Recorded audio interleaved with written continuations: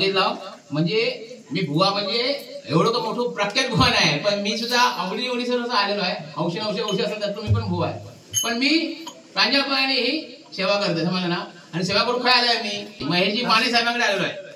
आणि महेशजी माने साहेब म्हणजे काय लहान तरी व्यक्ती नाही समजलं ना. म्हणजे बघितलं ना तब्येत कशी बघितलं ना आणखी सगळं परत युवराज फिटनेसचे मालक आहेत. ह्यांच्याकडे पोरा शिकू येतात म्हणजे कसं गर्व अहंकार अभिमान होतो. तसला काय नाही या माणसाकडे माहिती आहे. म्हणजे एकदम नम्र. आणि सांगायची गोष्ट हीच आहे माझ्या भजनाच्या माध्यमातून की तुमच्याकडे केवढी पण कला मोठी असू देत, केवढून पैसे असू देत, नम्र राहणं या गरजेचं आहे.